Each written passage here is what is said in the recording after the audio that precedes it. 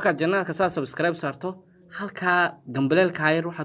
taabo si waa السلام عليكم ورحمة الله وبركاته ومركلي يعني قوام على خال محمد محمود آلا بنا هذه قبرتين 10 أبديت كاي هذه تشير عليك صوبير موبل كاغا يسدو كلاب موبل كيغا 10 صوبير هوا حتى موبل مانتا waxaan ku tusdoona 10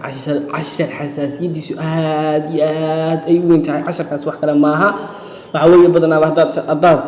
rabtid inaad noqoto qof taariikhyahana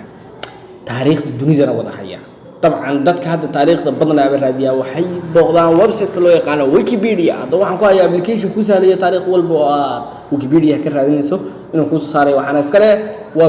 Wikipedia iska leh application waxaan loo yaqaan Wikipedia hadaba linkigiisa waxaad ka helaysaa 10kan hoostiisa waad ka heli kartaa sidoo kale waxaad ka helaysaa Play Store kana waad ka helaysaa application kan noocana Wikipedia aan ku dhufto aan kili gareeyo dabadna markaan kili gareeyo dabcan waxaad aragtaa hadda Soomaaliya ayaan taariikhdeeda aan tixraacayay Soomaaliya taariikhdeeda ayaad ka helaysaa iyo sidoo kale tusaale ahaan waxaad ka helaysaa wadamada iyaguna sidoo kale aad ku macnaheedu garanaysaay aad u daneynaysa taariikhdooda inaad hesho waxaan filayaa halkan inaad waxyaalo fara badan oo Soomaaliya ku saabsan aad ka aragto waxaan jeclahay inaad si toos ah hadda u aragto Soomaaliya iyo Muqdisho oo caasimadeena ah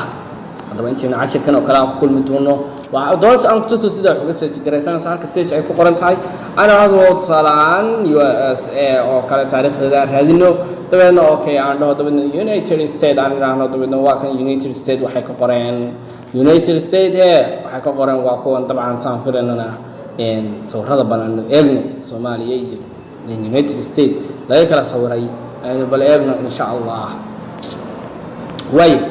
hadaba intaanu cashirkan oo kala ku kulmi doono waxaan dhamaantiin idinku salaamayaa salaamu calaykum waraxmatullaahi wabarakaatuh